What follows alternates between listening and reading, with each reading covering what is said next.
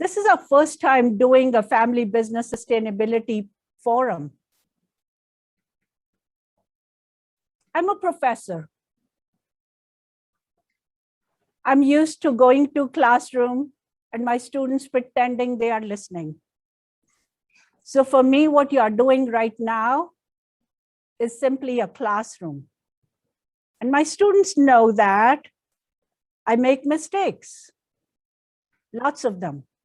So they're going to happen today, but we only have an hour, so we'll try and make fewer of them. It takes a village, I've learned, to pull off a thing like this. From my school, the Grossman School of Business, we have our media and communications experts. We have our fantastic students with me, our senior undergraduate students, Clay Lerner and Julia Grismore. They're going to help read your questions. We have our UVM IT experts and the production team. And I'm sitting in a production studio. All this is very new for me. But best of all, I have my friends. We have with us the DeMichaelis family. For 83 years, this family has worked day in, day out to build their company, State Garden, Inc. Mark DeMichaelis, a third-generation member, is with us. He's the CEO and president of State Garden. Olivia's Organics is their precious brand, and we'll talk about it. And Mark's son, Mark Jr., is with us. I will let him tell you how old he is and how he spent the last year of his life. This is simply going to be a conversation between the three of us. You're surely welcome to interject using the Q&A, and our students are paying attention to what you are writing. We will bring in as many questions as we can into the conversation. So let's start. Mark. Hello, Dita. It's so great to see you. Thank you for joining. Thank you for joining, Mark. I know you have a gazillion things going on. Couldn't be more pleased to be starting this forum, just a conversation between you and me, and having a junior generation around us. Junior with you and my students here with me. So let's behave proper for a bit. Would you please start, Mark, telling us, giving us a snapshot. We have folks from around the world with us on the Zoom call right now. Some of my family might be there, so be nice, please. Give us a snapshot about State Garden, Olivia's Organics. Dita, first and foremost, thank you so much for being included. You know how special UVM is to me, how special you and Sanjay are to me and my family. And it's an honor to be here. Thank you so much. And Diane Sawyer has nothing on you, Dita. I can promise you that. So first and foremost, State Garden is a fourth-generation family-owned business. I am third generation. My son, Mark, is fourth. And the business was started in 1938 by my grandfather, Giovanni DeMichaelis. He immigrated here from Italy, took everything he had, he owned, knew, got on a boat and crossed the Atlantic. And I try to put myself in his shoes. And quite frankly, I can't. I don't know if I'd ever have the guts to leave my family, my country, not knowing the language, having no money, and setting out and taking a bet on myself. If there's anyone who's flexed in this family, it was my grandfather. He started landed in Philadelphia area where he had some family, worked piecemeal in a shoe factory until he was able to save up enough money to purchase a basement in what is now the Faneuil Hall Marketplace in Boston. And that's where our family got our start in the produce business. He would work with local farmers. He would purchase their product. He would take it into his basement in Faneuil Hall. He would wash it, clean it up, and sell it to wholesalers and retailers, mom and pop stores in the region. And that's how our family got into the actual business of washing produce. My dad and my aunt, John DeMichaelis and Anna DeMichaelis, generation 2, along with my grandfather, ran the business for about 4 to 5 decades. And then my 2 brothers and I, my older brother John, my younger brother Kevin, we came into the business late 80s and early 90s. And we started making a few acquisitions and expanded the business and entered into the pre-washed salad industry in the year 2000. And that really has been the engine for our growth for the past 20 years. We quickly realized that organic was going to be a big piece of the North American diet going forward. So we made some changes and pivoted to get into the organic portion of the pre-washed salad business. And currently today we employ 800-900 people. We have about 200,000 square feet on a campus in a city called Chelsea, just north of Boston, where we procure, receive, wash, process, package, ship lettuces to customers as far north as northern Maine, as far south as Puerto Rico, and as far west as Chicago, and virtually all those areas in between. We've had a great run. We're very, very blessed. And we just look forward to working with the next generation and see what they can do with this gift that's been given to us. Thank you. Since I met you about 10 years ago, the first time, and my colleague Rocky Lee DeWitt and myself have been working with you to study your company, every morning I'm reminded of you guys. While we sleep peacefully in our beds, there is someone in your company who's actually getting ready to get those salads and all the produce you have to the grocery chains around me. That dedication for 83 years, it's just a salute from everyone, from myself, from Sanjay, from everyone to you guys. And I'll continue with you, Mark, as you think about the journey, particularly, maybe this is across generations. What do you see as the pivot points or maybe even the values that have crossed from one generation to the next? So I mentioned earlier, I think it all started with my grandfather and his courage to take that initial step. And I think his dogged determination and his dedication to his family and his dedication to provide for his family was a gift that he passed on to my dad, my uncles, my aunt, and it was a gift they passed on to us. So I look at the history of the company and our humble beginnings.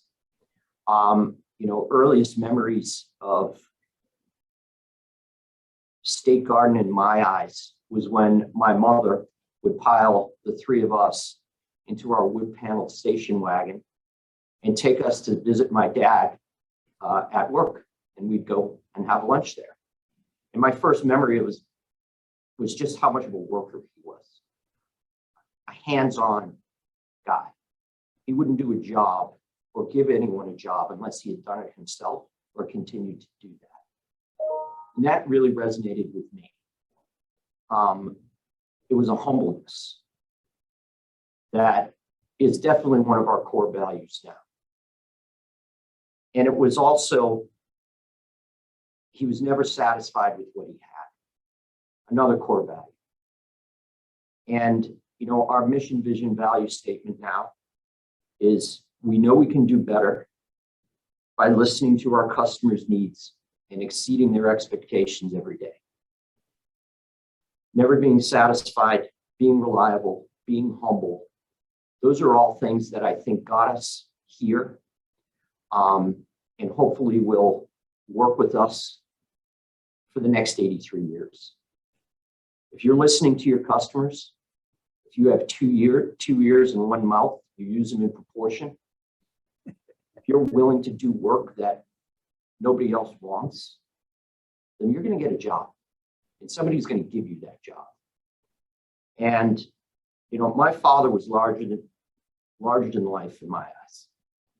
And, you know, watching this business grow, watching the family grow with it, has just been a part of my life, watching his sacrifice. And hopefully my children, my nephews see what their dads and I have done to get this business ahead. And, you know, Dita, one of the coolest sayings, and I repeat it all the time, was a saying that I heard at one of the UVM Family Business Awards. One of the families you honor, the owner got up and said, "Is it the business that kept the family together, or is it the family that kept the business together?" And that is like a brain teaser to me that I chew on all the time. And in our case, it's both. But I know I'd never see my nephews every day if we didn't have this business here. And I know I wouldn't have the gift of working with my son for the last year while he was on a gap year if we didn't have this business here. I got to know my father after working with him all those decades I worked with him. So that was really the engine. That was really the jazz factor, the thing that got us going. And the things that motivated, again, my grandfather to start, my father to take everything he had when he had to move out of the Faneuil Hall location and build a new facility in Chelsea, Mass. And that was the same decisions we had to make in around 2000 when we had to put all the bets into the center of the table and gamble again. We were gambling on ourselves, and we were gambling on the family. We were gambling on the bond that we had. And I like our chances, and I like the bets we took. As far as some of the other things, and I know we're going to chat about this a bit, my father really personified what that entrepreneurial itch is, where he was just never satisfied with the status quo. He always knew there was a way to do things better. And I feel like he's passed that on to us.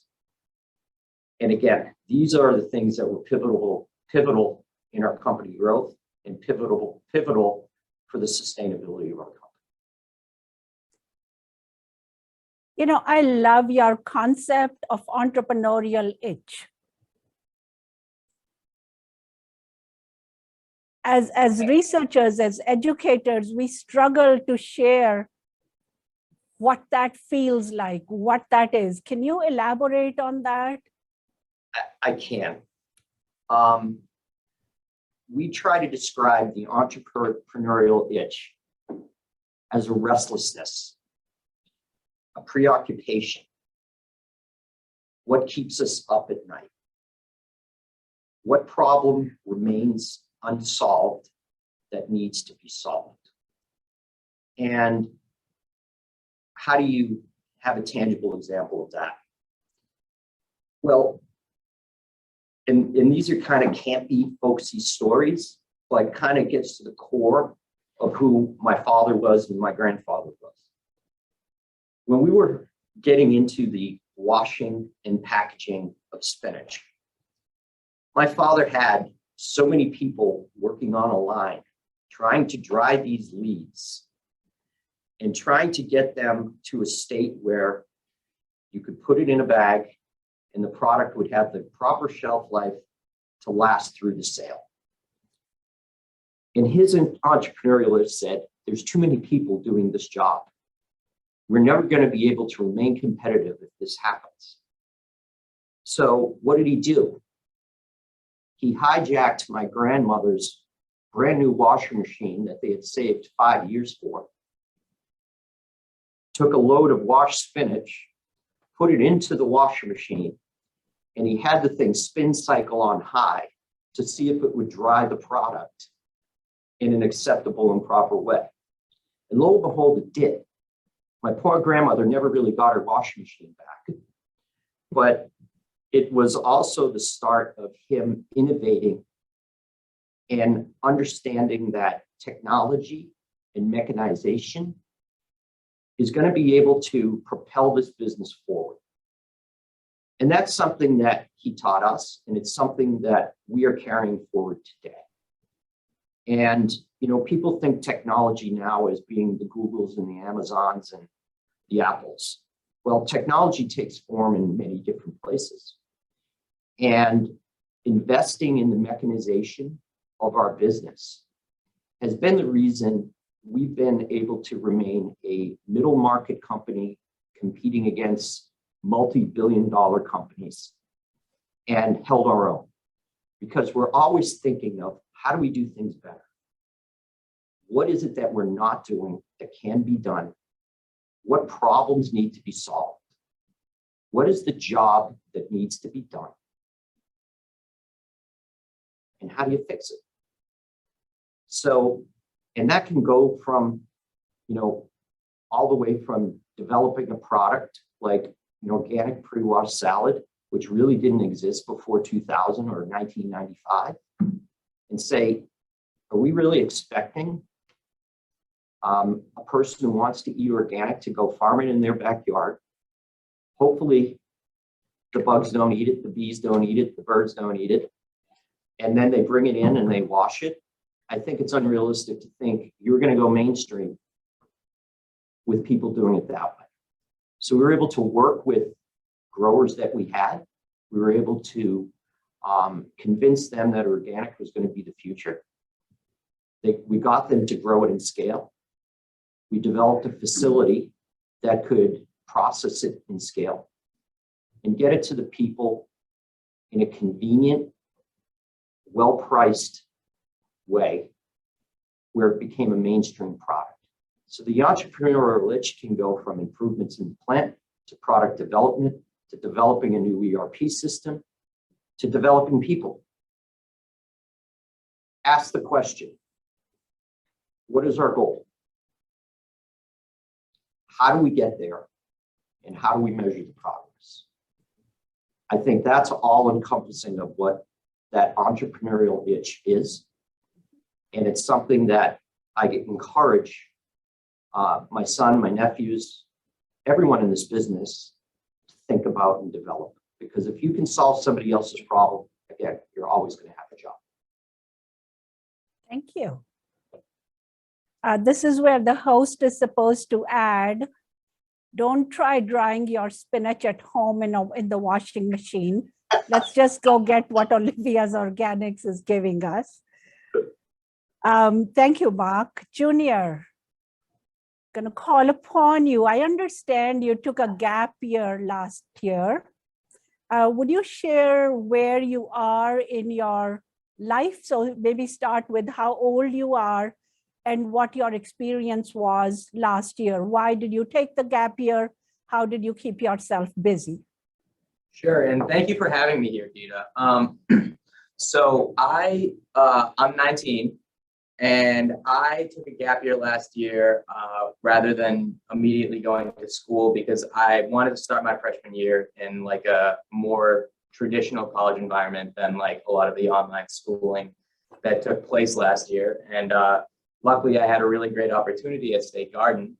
So I took a year-long internship, and the purpose of that internship was to sort of follow the product. So I started with the receiving team and the QA team and went through production and then shipping and eventually sales. So I got a really awesome snapshot of the whole company and was really able to dive into like the nitty gritty of everything, because I spent like a couple months here, a couple months there, and you really see the everyday process of what we're doing. So that was my gap year, and now I have started school. I've been in school for a couple of weeks at Tufts, which has been awesome so far, and I'm really loving it. So that's where I am right now. Super. I hope we're not missing a class today. Spanish might be going on, but I'm all right. I spent a year learning from some guys at State Garden, so I gotta jump on Spanish already. All right. Well, I've spoken with Mark and not with you about this. Can you share one of your exemplar days while working? Who are you reporting to? Who are you working with? What kind of work are you doing? Pick a couple and just share, please. So because I was able to see every part of the company, I really bounced around, and I would say the only thing that remained really steady throughout the whole year was most days I would come in and follow my dad or someone else in Generation 3 and shadow them in their meetings and sort of see how they went about their day, which was a super valuable experience. But as far as like the rest of my day, it would really depend on where I was in the company. If I was in the receiving team, I would report to whoever was the shift supervisor there, or production, I would report to whoever was the shift supervisor there. So I really had a hugely different experience from week to week, depending on where I was. There was a brief period of time where I was getting up at 1:45 a.m. to be here at 3 a.m., which was, I was glad that was only like a few months rather than the whole year. But did you say few weeks or few months? It was only, I mean, it was like 2 months, I would say, but it was a brand new experience. I'm glad I did it. I'm glad I did it. So. And your parents, your dad just couched it as an internship experience? Yep, that was part of it. I mean, every member of the family's had to do that. My cousins were there with me a lot, and I know my grandfather and my dad and Giovanni all had to get up at ungodly hours to also be here for the business. So it's not like it's not a DeMichaelis tradition. Okay, so now that you've seen the company and the different aspects of it, both working early in the morning sometimes, and I'm sure there's late nights at other times, what do you think of as the wow factor for your generation? I know you're very close with your siblings and your cousins. And what do you feel from your perspective? What's the wow factor of your company? So luckily I have some time before I have to really dive into that. But this year I spent a ton of time working on like controlled environment agriculture and sort of seeing how that's entering the produce space and how that has a future in the produce business. So that is definitely something that myself and my cousins are interested in learning more about and interacting with, and seeing how State Garden can enter it or just understand it. The other thing is our new juice line is definitely something that we want to really get into. It's like controlled environment agriculture. It's something we see as a way for the business to be more sustainable for the planet. It's a way to upcycle extra product we have, and it's that sustainability for the planet is definitely something that all of us, my cousins, my siblings, myself, are focused on, because it's something that I think my generation as a whole is focused on. And just seeing, you know, like our mission statement, how we can be a better company tomorrow than we were today. Thank you. This is a question open to both of you. It has two parts to it. We're seeing Generation 3, Mark, you, John, and Kevin. And we're seeing Generation 4 represented here with yourself, Junior, and your 8 cousins, I believe. 2 siblings in the end, 6 cousins or 5 cousins. Can you describe how decision-making happens at the 3 siblings level of 3rd generation, and how you anticipate it will happen in your generation, Junior, that's 4th generation? Well, my brothers and I all share an office. And, that was just something that happened along the way. It wasn't as if it was a predetermined direction that we were going in. It was just how we've always done things. Back in our old facility, there was a small production office that was located on the floor. And, my father would be sitting here and the 3 of us would be sitting next to him. And that's where we ate our lunches. And that's where I think the idea flow can really happen. And I think that's where decisions can be made. And the one thing that came out of being in the same office is, through osmosis, we were all kind of thinking along the same lines. And I think the most important part of our decision-making process is we won't make a big decision unless it's unanimous. And we really still rely on a lot of our gut instinct for that.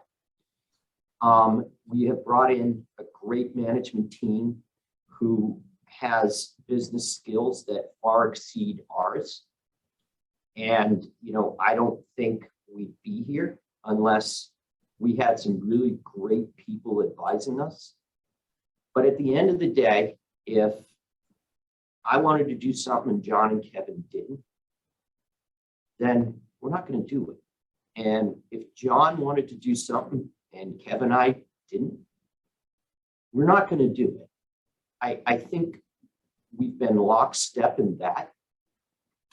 And I feel that when we close our door and we discuss these things in the office and we get our consensus, we'll come out of that office united. And if you're not united, it's just not going to work. And if we all couldn't check our egos at the door, it just wouldn't work. That's part of being in a family business. One day one might be working 18 hours and the other day, one of us is working 12. Well, at the end of the day, it's all going to work out. And we have to take that long view of things. But being united, being on the same page, I think has really been a secret to our success and a secret sauce. And I think that's probably going to make my parents happier than anything, knowing that their 3 sons are still sharing an office together, and happy doing that. So that's been the fun part. And I can't speak for the younger, better looking version, but I'm going to let him chime in on that. Well, as far as my relationship with my cousins and stuff like that, I have siblings who haven't been super involved in the business so far because they're a little younger, but we don't have the same bond as my brothers, as my dad and his brothers do, obviously, but we do still have this thing that I've really come to appreciate in my year here at this company, which is this really shared family heirloom almost of the company, and having this thing that really binds us all and is a big part of our identity. And it's definitely helped bring us really close. And I don't think I know every family doesn't have something like that. And being able to have that, I think, is going to be a huge thing for us moving forward. And like my dad said, checking your ego at the door, just having this entity in our lives that has brought us so close together just makes that so easy. And they were there so many days with me at 3 a.m. driving a forklift, and those shared experiences are something that I don't think most families get to have. So yeah, regardless of exactly the structure of what State Garden is going to look like and the decision making is going to look like in the future, that's definitely going to be something that really helps drive us and push us forward. Yeah, that was one of the more memorable, I guess, images for me. Is it's such a huge facility, even the head office where all the people sit, it's separated, it's across the street from the production facility.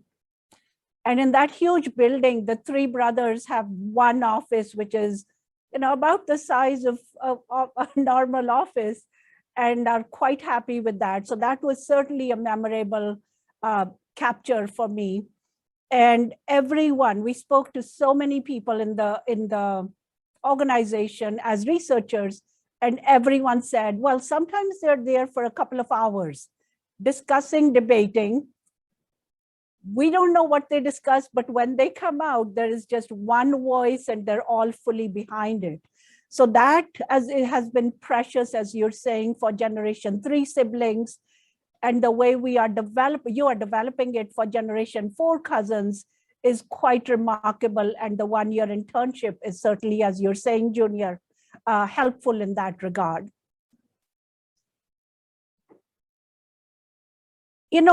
Sustainability is a term that gets thrown around a lot these days. How does a 4th generational company think about sustainability? You said it's the root of all relationships once, Mark, but 1938, sustainability meant completely different than what it meant for, say, in 50s versus 70s versus now. How do you think about it? Could you give some examples, any advice of how we should think about it? Sure. And I agree, sustainability, that word is thrown around quite often. Mm-hmm. And you and I discussed that relationships are the root of sustainability. And when I say relationships can be thrown around a lot as well. So I think we need to dive into that a little bit and try to determine what relationships you're talking about. And certainly the relationships with your customers, certainly the relationship with your suppliers, certainly the relationship with your coworkers. And I think you can now talk about large topics, the planet we're on. And so let's take it in bites. The relationships that my father nurtured over the years and my grandfather nurtured over the years are some of the relationships that we are working with now with customers, with vendors, and certainly with employees who some of their children are working here now. And I think the one thing that is common with all of them, all of these relationships, is at the very core of who people are, they want to be valued. If you're not going to value the job that your coworkers are doing, they can get a paycheck somewhere else. And if you're not going to value the job that your vendors are doing for you, they're going to sell their products somewhere else. And certainly if you're not valuing your customers, you're not going to be in business very long. But moving it forward to the valuing the planet that we're on. I had spoken at a recent podcast about where I grew up. And it was in a city just north of Boston. And it struggled mightily with some environmental issues when I was a kid in grammar school and junior high school, to the point where classmates of mine had leukemia, some passed away, and it was all caused by dumping chemicals into the ground illegally. They've made movies about the town, and that town struggled mightily. decades later, some say still struggling with the scars that it had. And at a young age, you realize that it's not that hard to figure out. You don't respect the planet you're on, it's not going to respect you back. And all these relationships are the same. Treat people with respect, treat customers with respect, treat the planet with respect. Things come back to you in spades. And, getting into the organic business, Dita, I was exposed to it in the 80s up at UVM. And the California people love to take credit for the organic movement, but it was the small Vermont farmers working out of the Mat River Valley and up and down Route 7 by Shelburne that were really the start of that movement. California might have taken it mainstream, but they were the start. So being able to kind of marry what my job ultimately became to some of the experiences I had as a kid, putting that together and making a business model out of it, all of that is the root of sustainability. And then treating the people the right way along the way is the cherry on top. It all comes back. Thank you. Thank you. I believe we have a question. Clay or Julia, can you share that?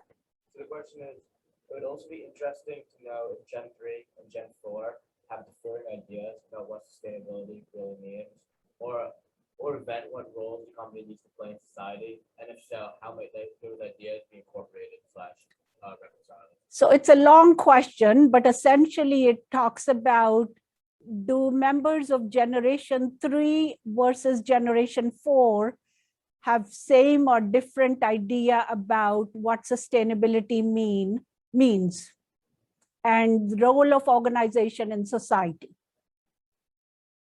I'm going to let Mark speak for that. So I would say, honestly, I don't think so. I think sustainability, looking at it through those lenses of like the 3 Ps, people, profit, and planet, and how do you balance those in a really sustainable way, is the best way to look at it. Because you can have great ideas, but if they don't help the company stay in business, then those ideas really aren't sustainable. And you can focus only on profit, but if you put relationships with people and the planet to the wayside, then you're sort of not doing your job as just an ethical person. So I think that focusing on it through the same lens as Generation 3 is really, really important. And the great thing is I get to go to college to figure out new ways to be sustainable. So I'm sure I'll have a different view than my dad once I graduate and once I see more of the world outside of the 4 walls of State Garden. But in the end, really making sure to focus on those 3 things, I think, is really important. Thank you. Mark, do you see those 3 people, profit, planet as poached or scrambled eggs? I honestly can't answer that question any better than he just answered it. As a parent, that's probably one of the best answers I've heard, because what I don't want him to do is to take a job for money. I want him to take a job to be happy. I want him to take a job because it means something to him, because he feels valued. And that was not a coached answer, because that was a question from the audience. And I am really happy with that answer. I can't add anything to that, Dita. Thank you. Do we have a question? Go ahead, please. Building off of the emphasis on sustainability and how the investments in new technologies have been critical in keeping a competitive advantage, how much consideration has gone into the electrification of trucks in your logistics plan? So one question, and I know when we chatted, You've been concerned about the need that our agriculture, our growing regions are different in this country because of the weather, and you're trying to bring the salads and vegetables into regions that don't have a growing season, and thus the trucking. Yes. And then the carbon with the truckings. I know that's been a concern. And a related concern is the plastic packaging. Yes. So how are you reconciling that? And that's really, it's a lot of things coming together. So how are you Yes. reconciling that? I think Mark touched on it a little bit earlier when he said he spent a lot of time this year researching the CEA, which is Controlled Environmental Agriculture. A lot of money has been funneled into that space over the last 18 months. And State Garden is looking at this strongly. So what does that mean? The goal would be to bring our supply chain as close to our customers as possible. But we are dealing with Mother Nature, and Mother Nature dictates what you can and cannot do. There's a reason Cabernet grapes are grown in the Napa Valley and not in Boston or Vermont. Mm-hmm. Climate is perfect for them to grow there. Same reason organic salad greens are being grown in California, Arizona, Nevada, Texas, because we need to follow the sun. We're not going to grow many things here in January. But with the advent of some of this technology of greenhouse grown product, we are looking strongly at it. We have a supply agreement in place. But if I said today, I want to go to all CEA, they can't grow spinach, they can't grow arugula, they can't grow, a lot of the varieties that are in demand with the current technology. So that's one issue. The other issue is if you added up our needs and what our volume is on a weekly basis, we would need approximately $1 billion investment just to supply us. And we are a middle market player. We are not by any means the largest guy on the block. So if there's $1 billion investment just to supply us, then I can promise you we'd need $500 billion to supply the country. Then you got to ask the next question. Mm-hmm. How much energy is it going to take to build these greenhouses? How much power do you need to light them? How much land do you need in these areas to construct them? I like the concept, but it's just a concept now, and it's a niche market that we will play in with the hopes that it can expand. So I'm still not convinced that the carbon footprint of building $500 billion worth of greenhouses is going to be lower than the carbon footprint of having to truck product from the West Coast to the East Coast. I'm also very, very hopeful with the technological advances with battery operated vehicles that perhaps trucking product via electric vehicles is probably at the end of the day going to be a more sustainable future for our business than building greenhouses up and down the East Coast. So that's one question. As far as the packaging goes, our company has a mandate to reduce our packaging by 25% in the next 3 years.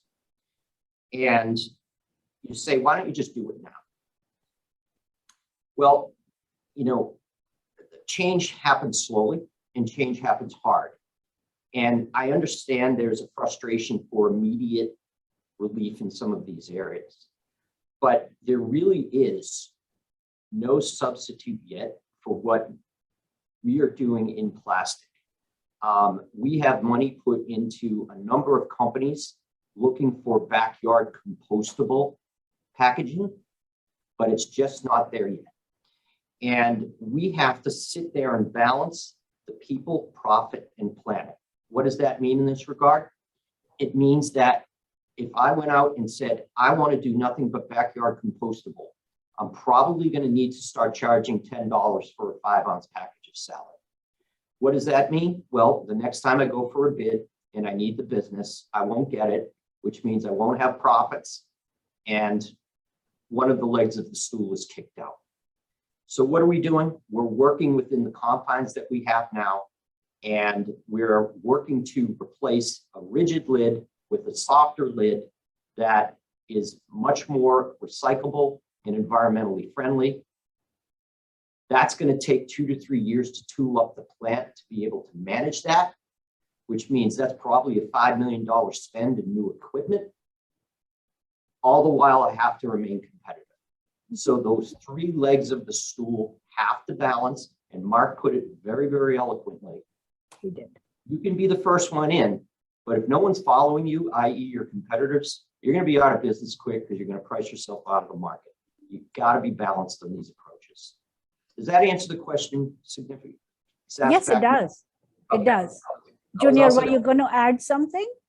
Yeah, I was going to jump in the freight conversation as well. Because we're stationed on the East Coast, we actually have an advantage in terms of freight because we can just use less trucks. When a plant in California packages right there, they obviously don't have to transport across the country, but all their finished goods that are being shipped to the East Coast are going in, I'd say the rate is 4 finished goods trucks for every 1 raw truck. And we can take those 4 finished trucks and condense it into 1 truck of raw product that gets to our plant. So we do still have a pretty good amount of miles, I would say. I can't tell you exactly whether or not we freight more than companies out in California because I just don't know the numbers. But I know that because we're able to condense those 4 finished product trucks into that 1 raw product truck and then have those 4 trucks go out in different directions from here, which is going to be closer to the distribution centers, we are able to cut down on a significant amount of freight. I think what Mark's trying to say, and he said it very well, is we use our distance to our advantage. Where companies that are shipping product from the coast and finished packages, they're getting 5,000 pounds in a truck. When we do it, we're getting 20,000 pounds, which means we're much more efficient on our fuel spend than a lot of our competitors. So, And do I recall this correctly that you can also start the testing of the product? So the FDA testing that we need for all food products in US? Yeah. You Yes. can get it done while the product is being transported. yeah, that's a great point, Dita. Our company has very, very rigid raw product testing standards. Before we receive any product, it needs to be tested at the shipping point on the West Coast for a number of pathogens: Salmonella, E. coli, Listeria, EHEC. And we're using that transport time as an incubation period for the test. So today is Friday. We're loading product today that will arrive on Tuesday. Our tests are pulled today. It's 48 hours before we get those results back. So the truck's in the center of the country. We're getting our clean results. If there's ever an issue, we can turn the truck around, send it back to shipping point. It's never introduced into interstate commerce, never introduced in the plant. We're not worrying about any cross-contamination with any of our other goods and services here. So it really does, that time lag helps us with our food efficacy program. And we've used that to our advantage as well. Thank you. And that was a process innovation. It was. It's fantastic. Yeah. And you know, as this industry has matured, I think all of us have gotten much, much better at understanding any of these issues, i.e. pathogens or anything like that. And it gets a lot of press. But each week, 1.5 billion servings are harvested from the fields out in California, Arizona, Nevada collectively. One is too many. But if you look at the statistical occurrences, it's almost immeasurable. And I do feel that our industry has done a wonderful job with safety and prioritizing safety. We're dealing with the raw product. And the reason we sell as much as we do is because it's an unprocessed, purely natural product. It's not pasteurized, it's not homogenized, it's not highly processed. It is what it is. It's the way Mother Nature intended it to grow. And with that comes certain risks. But those risks have been mitigated to the point of statistical anomalies. And that's why it's so good for you. It's not processed. So, Yeah. And I think the country has woken up to that. We're seeing our numbers go through the charts. After these COVID issues, people are eating even healthier than they were prior to the pandemic, and understanding that, again, what's the relationships all about? You treat your body right, it's going to treat you right. Just like if you treat your friends right, your family, your employees, and your planet. So we're seeing that lift the boats. The rising tide is lifting a lot of these boats right now. Well, I remember asking you when we were visiting, do I need to wash the salads when I use them at home? And you're saying, not at all. And that's made my life really easy. Thank you for, I don't know if you can see them. Thank you for the juices. I'm trying to demonstrate. And Mark Pins, thank you for the juices. Would you please share why you got into the natural juices just recently, I believe? Sure. That line we just launched this summer.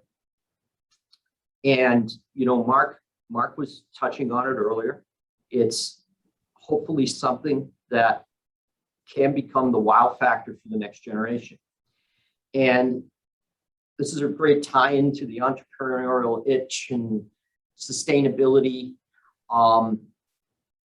We generate a lot of, let's call it, ugly greens, where we're shipping product across the country, it arrives here, and there could be visual defects that would not allow us to put it into the packaging. It would just be aesthetically unpleasing to the eye. So instead of taking that and sending it to a feedlot, which we do a lot of, so the food isn't getting wasted, but we probably have the healthiest pigs and cows around here because they're eating a lot of our organic greens. But there's a better use for it. And we wanted to upcycle these ugly greens into a premium product. So we did a renovation right downstairs from where we're sitting right now. We took 30,000 square feet of our warehouse, refrigerated it, and then we bought an industrial juice press and an industrial wash line. So if something arrives here now and it's not usable for our salad, we are washing that product, putting it into an industrial juice press, extracting the juice from either spinach or kale or celery. Mm-hmm. And then we hired what we think is probably one of the premier mixologists in the country to develop 5 flavors of cold pressed juices that are using our upcycled greens. And we developed a garden punch, we developed a mango, we developed a root cellar, a celery. Yeah, and we really think we came up with 5 very good flavors. We think we have a cost advantages because we're upcycling our greens. And it's available now in Hannaford, it's available now in Market Basket and a lot of the cooperative stores in New England. And that's really something that we're very, very high on.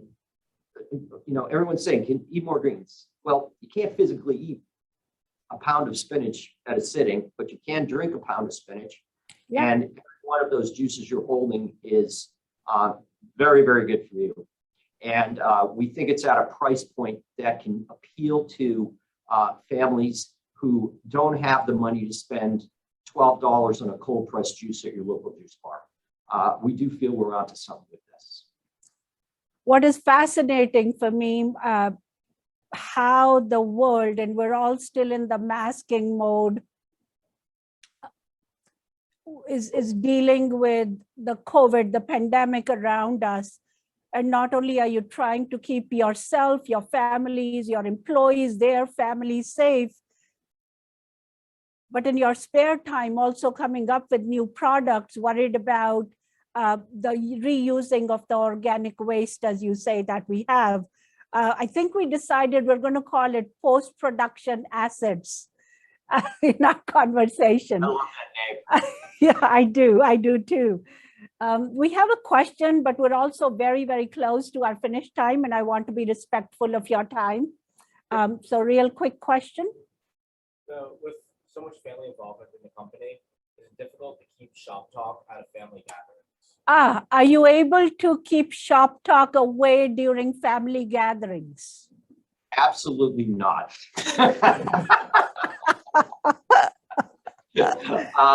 But you'd be surprised. And that's a great question, because you don't want all your time with your family spent trying to solve, maybe financial issues or what. But sometimes they're just funny stories where we'll go and talk about some of the things my father did or some of the things my aunt did. And they're just some funny stories that we have. So it's not all crunching numbers, and it's not all about how are we going to pull out another 1 million pounds next week. Some of it is just who we are, how we grew up, and it's as much of our family experience as Sunday dinners were 40 years ago. So yeah, business gets talked about, but man, there are some great stories that just keep circulating and coming around. And I think at the end of the day, that's helped us stay on that same page as well. Right. So, Junior, you're question. nodding, so you seem to agree. Yeah, we definitely, I've heard many stories about the produce business or my papa back in the day, and I honestly love them. They definitely give me another way to connect to my family in a way that, again, most people don't get to have. But the Patriots, talking about the Patriots helps. We can avoid some shop talk. Yeah, we do talk about the Patriots Patriots a lot. I come from a very large business family, and I know some of my family members might be watching right now. We get it. Totally get it. When the grandma or grandpa start to launch in a story you've heard 1,000 times, you're still listening to it very, very intently and nodding as proper grandchildren are supposed to. Last question. This is going to come from me, given the time that we have. I know there are tons of questions in the chat, in the Q&A. I'm going to guide people to read the book that we have, a much better coverage of the case study with State Gardeners there. Last question for both of you. And I've challenged you with this question earlier. We're 17 years away from your 100th anniversary. We're going to make it. Oh, yeah. If it takes me not retiring till then, I will be there. What does it look like? Junior, what does it look like to you? How would you like to celebrate it as a family member? Celebrate? I'll be over 21 then, probably have a beer with my dad. But I think what I'm looking forward to is just seeing how State Garden takes shape in 17 years, because in the scope of a business, that's a long time. So I expect State Garden to look very different by that time. And I'm sure Generation 4 will have stepped in and played a huge role in it by then. So I'm really excited to see what myself and my cousins and my siblings can do with the business in that time, and see what the wow factor is at that time. Really embrace the opportunity we have to make the business our own, and hopefully that we'll be celebrating that. So Mark, my go ahead, please. Yeah, my answer to that would be, all I would want, and I can speak on my brother's behalf as well, is to see the kids happy. And I don't care if that means they're working at State Garden. I don't care if it means they found another wow factor to make them happy. But happiness doesn't begin and end within these four walls. They're going to need to figure that out on their own. As a parent, all you want is your kids to be happy. And that's what I want. I can visualize both your senior brother and junior brother, John and Kevin, looking at each other and saying, "Told you so." He knows our brain. So thank you very, very much, folks. Cheers to State Gardens. We're always here for you, always here to celebrate you. And Mark, thanks for choosing UVM to join. Junior Tufts is great too, so keep on going. Thank you. Thank you, guys, and thank you everyone for joining. Dita, thank you so much. Best to everyone. Thank you for Super. having me. Bye, guys. Thank you.